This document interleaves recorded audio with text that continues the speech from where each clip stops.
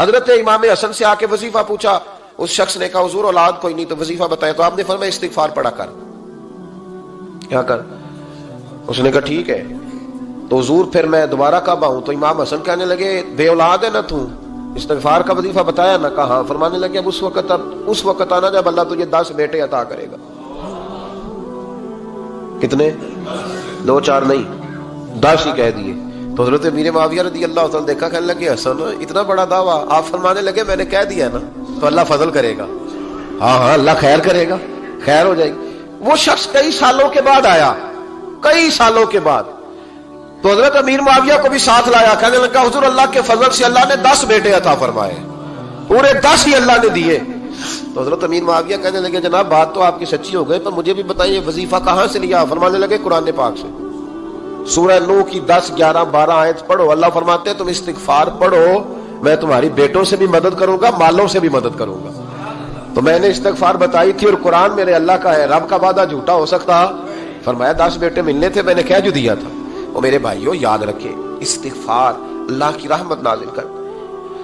ایک ہوتا ہے خوف، ایک ہوتی ہے خشیت۔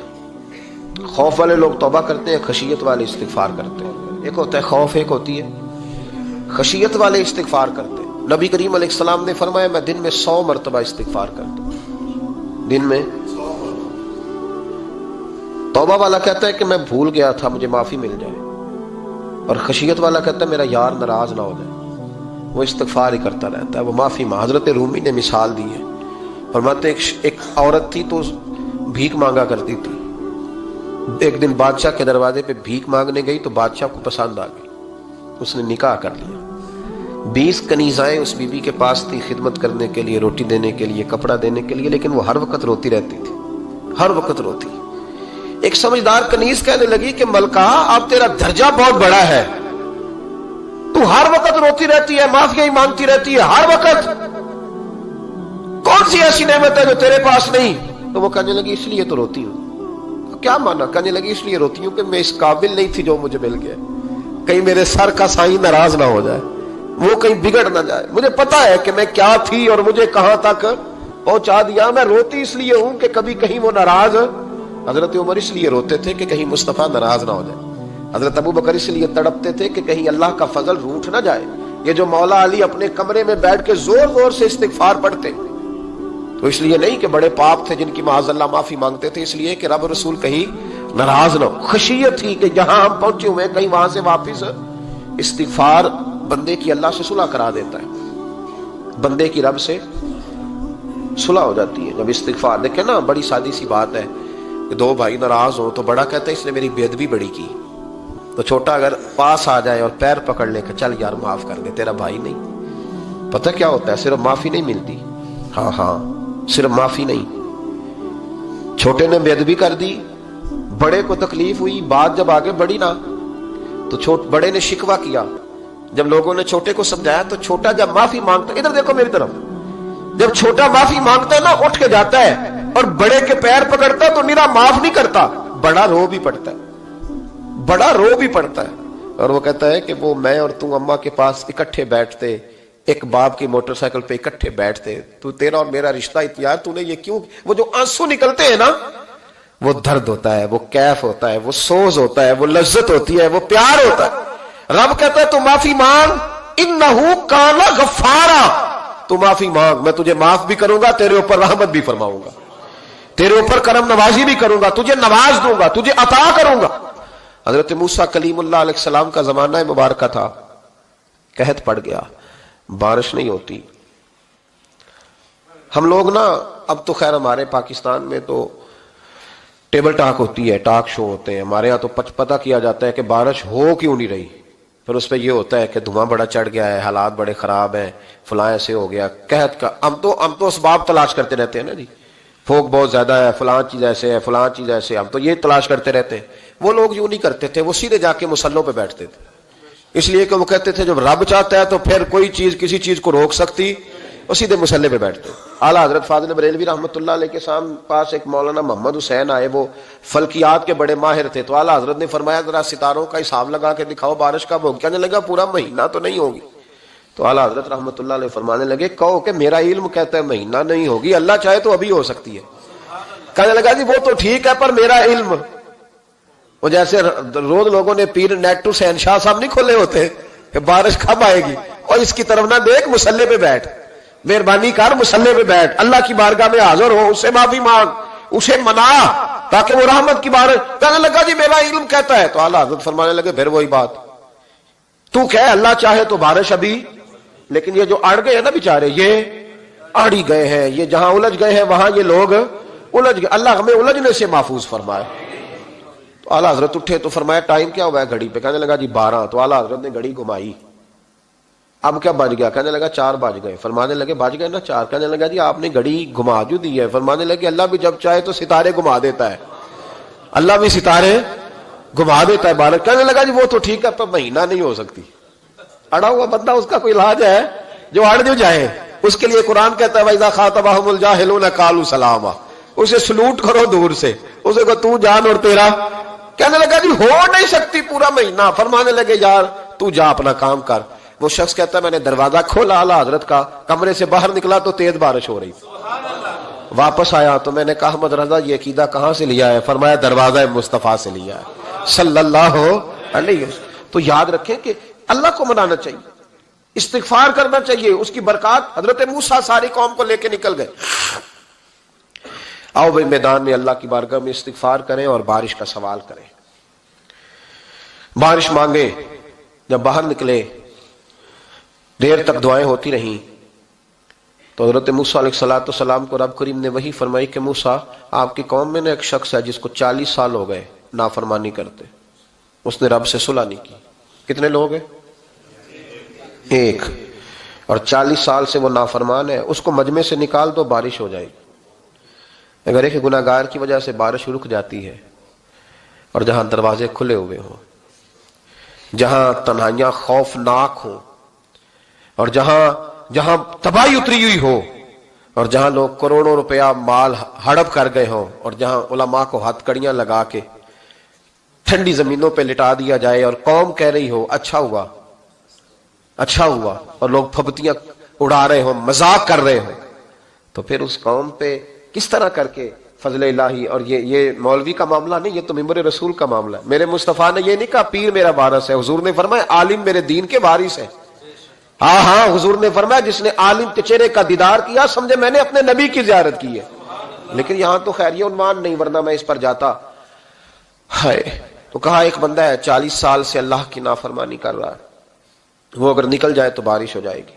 حضرت موسیٰ نے اعلان کر دیا بھی ایک شخص ہے، وہ اگر نکل جائے تو بارش ہو جائے گی۔ پتہ تو ہوتا ہے نا سب کو، مجھے بھی پتہ ہے کہ میں اندر سے کیسا ہوں، اور آپ کو بھی خبر تو ہوتی ہے نا جی۔ جب بات ہو رہی ہوتی ہے تو پھر پتہ تو چلتا ہے نا کہ بات کہاں جا کے سیٹ ہو رہی ہے، پتہ چلتا ہے نا۔ اسے بھی چل گیا پتہ، اب اندر ہی اندر رونے لگا۔ اور دیکھو امام رازی اور امام غزالی دونوں نے لکھا ہے کہ اس درد سے رویا، اس درد سے کہ ادھر والے کو بھی پتہ نہ چل جائے، مجمع کے اندر کھڑا ہے اور ادھر والے کو بھی استغفار، دیکھو ادھر والے کو بھی پتہ نہ چل جائے اور ادھر والے کو بھی کہیں ہجوم میں غم میں بھی توہین ضبط غم نہ ہوئی، ہم اس احتیاط سے روئے کہ آنکھ نم نہ ہوئی۔ ہجوم میں غم میں بھی توہین ضبط غم نہ ہوئی، ہم اس احتیاط سے روئے کہ آنکھ نم نہ ہوئی، روئے بھی پر کسی کو آنسو نہیں دیکھنے دیے۔ اب اس درد سے کہتا ہے اللہ تو معاف کرنے والا ہے نا، تو معاف کرتا ہے، پردہ پوشی کرتا ہے، اور مالک اگر لوگوں کو پتہ چل گیا تو میرے تو بچوں کا بھی جینا حرام کر دے گا، یا اللہ میری تو آنے والی نسل بھی تڑپ کے وقت گزارے گی۔ مالک تو معاف کر دیا کرتا ہے، لوگ نہیں معاف کرتے، اے اللہ یہ میری خوبیاں بھول جائیں گے، میری خامیوں پر بات، مالک میں یہ ذلت نہیں برداشت کر سکتا، فضل فرما۔ حضرت موسیٰ نے دوبارہ اعلان کیا نکلتے ہو کہ نہیں نکلتے؟ پھر تڑپا خدا بندہ مجھے بے آبرو نہ کر، یہ ذلت اور رسوائیاں یہ نہیں برداشت ہوتی، اللہ درگزر۔ حضرت موسیٰ نے تیسرا اعلان کیا نکلتا ہے یا میں پھر اس کا نام لوں، اللہ سے پوچھ کے نام لوں اس کا، بتاؤ کون ہے؟ اب تو تڑپ گیا، کہنے لگا مالک میں تیری بارگاہ میں استغفار کرتا ہوں، آئندہ نہیں کرتا، آئندہ نہیں کرتا۔ یہ لفظ ادا کیے، بندہ کوئی بھی نہیں نکلا، رب کریم نے بارش عطا کر دی، تیز بارش جب برسی نا، تیز بارش، لوگ تو می دیکھ کے دوڑ گئے تو حضرت موسیٰ کہنے لگے یا اللہ مجھے بھی تو بتا، تو نے کہا تھا کہ جب تک بندہ نہیں نکلتا بارش نہیں ہوگی، تو نکلا کوئی بھی نہیں، بارش ہو گئی، ماجرا کیا ہے؟ تو رب کریم نے فرمایا موسیٰ بس اس نے مجھ سے صلح کر لی، اس نے مجھ سے صلح کر لی۔ اور امام غزالی نے لفظ لکھے، حضرت موسیٰ نے پوچھا، حالانکہ اللہ اپنے نبیوں کو غیب کے خزانے دیتا ہے، پوچھا کہ اے اللہ مجھے اس کا نام بتا دے، تو رب کریم نے فرمایا موسیٰ جب گناہگار تھا تب نہیں کسی کو بتایا، جب پاپی تھا تب نہیں بتایا، جب مجرم تھا تب نہیں بتایا، اب کیسے بتا دوں؟ فرمایا اس کی میری صلح ہو گئی ہے، اور فرمایا جو بارش نہیں نہ ہو رہی تھی وہ بھی اس کی وجہ سے نہیں ہو رہی تھی، اب جو ہوئی ہے نا تو یہ بھی اسی کی وجہ سے ہوئی ہے، یہ بارش اب جو ہوئی ہے تو یہ بھی یہ اس گناہگار کے سبب سے۔ اپنی راتیں اللہ کے ساتھ گزارے، مصلی پہ بیٹھے۔ میرے صاحب رحمۃ اللہ علیہ سے جب کو کہتا نا کہ بڑا پریشان ہوں تو کچھ بتائیں، تو فرماتے آج رات مصلی پہ بیٹھ کے اپنے رب سے بات کرنا، میں بھی بات کروں گا۔ بندوں کو دکھ بتانے سے عزت میں کمی آتی ہے، اور اگر اللہ کو بندہ اپنے دکھ بتائے تو اللہ عزتیں بڑھا دیتا ہے۔ ترمذی شریف کی حدیث ہے، نبی پاک علیہ السلام نے فرمایا اگر تو دنیا داروں کو دکھ بتائے گا تو اللہ تجھے غنی نہیں کرے گا، اور اگر تو اپنے رب کو بتائے گا تو اللہ بڑی جلدی تجھے دنیا سے بے نیاز کر دے گا، تجھے لوگوں کی ضرورت نہیں رہے گی۔ استغفار کریں، کثرت سے کریں، ذوق سے کریں، مصلی آباد رکھیں، ہر شے دیکھو نا، جس طرح کھانے کی میز آباد رہتی ہے، بستر آباد رہتا ہے، ہمارے دیگر معاملات، اگر مصلی نہ آباد رہے تو روح بے چین رہتی ہے، طبیعت بے قرار رہتی ہے۔ انسان میں نے دیکھا ہے بڑے بڑے سمجھدار لوگ پاگلوں جیسی زندگی گزار رہے ہیں، بولتے جا رہے ہیں، بولتے جا رہے ہیں، بولتے جا رہے ہیں، ایسے کسی کو کوئی خبر کہ 6 فون اٹھائے ہوئے ہیں، ایسے جیسے ڈسٹرب ہو گئے مینٹلی طور پر۔ وجہ کیا ہے کہ ان سے جان نہیں چھڑاتے۔ کبھی سارے موبائل بند کر کے نا، سارے بچے ہر چیز سائڈ پہ کر کے مصلی پہ بھی آنا چاہیے، اور مالک تو بڑا ہی کریم ہے، اللہ تو بڑے کنز المال کی حدیث سنا کے بعد سمیٹتا ہوں۔